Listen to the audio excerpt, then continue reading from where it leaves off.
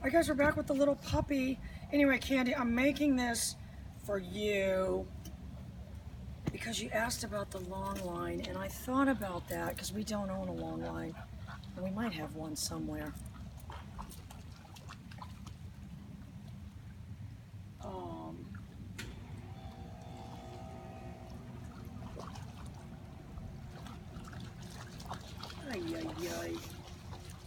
But I'm going to explain to you why you don't need a long line.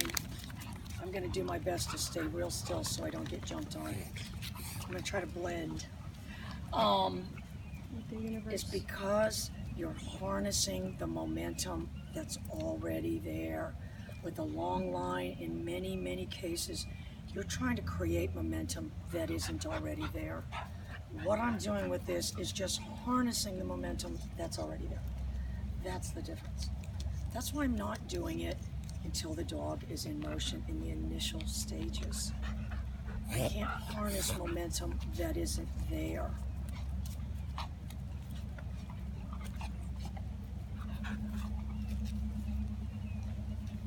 What that is trying to play the affable card on all the other dogs. And so you don't want to fall for that. If none of them fall for it and you fall for it, that makes you the patsy. I was like, I'm not falling for it. What I do have is an apt little pupil.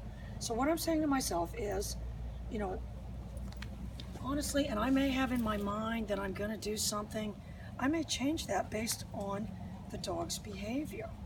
Oh, what a precious, wonderful dog. I wasn't fast enough, but I said to myself, I want to reward that because what she's been normally doing, let me see if I can get it to happen again, is just frenetically jumping.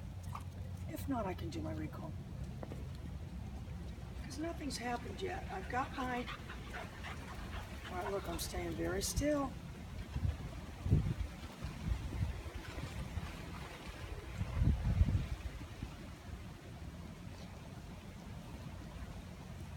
I'm going to tell you what my job from here would be, and that may be a couple days down the road, but would be to add the pager to that dynamic. And in between, I'm really, really neutral. And your obviously neutral signals aren't going to be the same as mine. In mine, it's Alanis Morissette, Hand in My Pocket is playing in the background.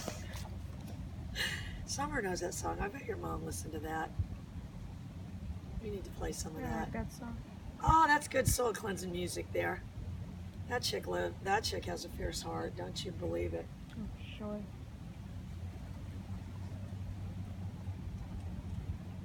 So, you know, again, my neutral body language is speaking volumes. And I'm saying to myself, I've got a very dependent puppy that even since yesterday is showing more independence. I don't mind a puppy being dependent on me. I just don't like one that scratches me all up. All right, I'm being very... Playing the affable card, playing the affable card.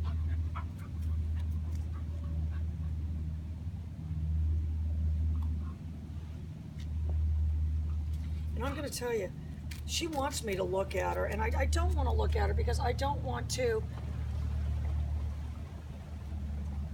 It's going to say more if I don't look at her. I know you're thinking, when is this video going to end? Who knows? But I'm already saying to myself, what this dog is doing, I like a lot better, and I like that even better.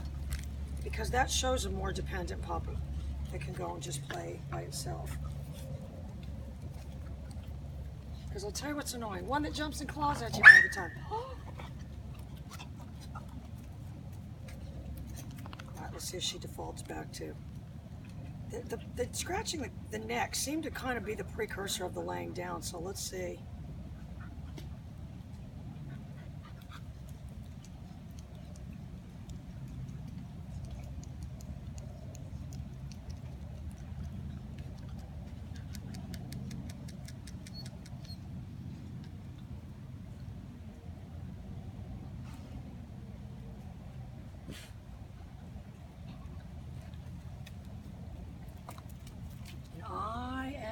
quick enough that I could get her back down there. She wasn't going there for long. It was almost like she fell victim to her own previous scratch the neck, lay down thing. You've got to be ready to look for these precursors. But if I did nothing else, you guys, with this puppy today, I would feel like this is an accomplishment because she isn't clawing at me, and I'm going to be ready. I'm going to be ready. If that was the precursor again, I don't want to do anything. I'm like Captain Kirk. I don't want to do anything. I don't want to start saying down or intervening because that could change the course. And I don't want to change the course. I don't want to change the course of something that just kind of occurred on its own. At every chance I get to continue, look, Molly got pranked. She thought this was treats. I prank my dog and everything. All right, but I'm going to tell you what got me that behavior was my indifference. If I started right now with a bunch of jumping around, pointing around, saying down, rubbing the head, that's not going to get me the behavior that I want.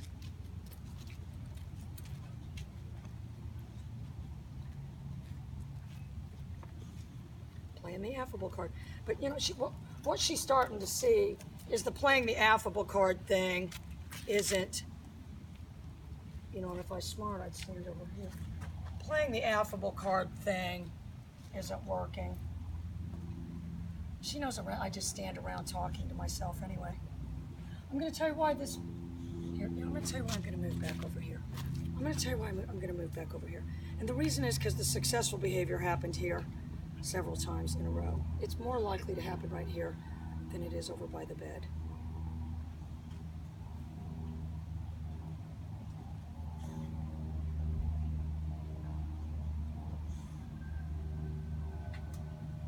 And if you said to me, you're not training the dog because you're not doing anything, then I'd say that's how I'm training.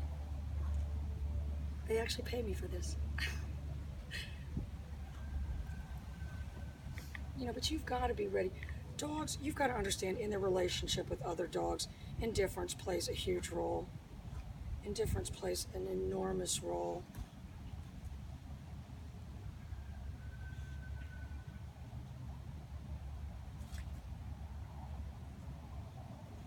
And me interjecting myself isn't going to make her do it faster. My factoring myself out is going to make it happen faster. And this is not what I set out to actually work with her on, but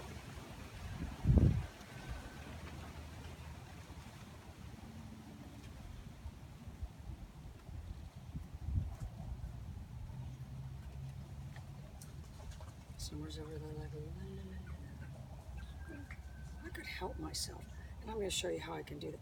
I like her just doing it on her own, though, to be honest with you. Because that is going to give them a chance to think. It was, at this point, just somewhat seemingly random that she just happened to get it there. If I can get it, if I can get it to happen again, it becomes less random. I'll be right back with Puppy Recall. Bye, guys.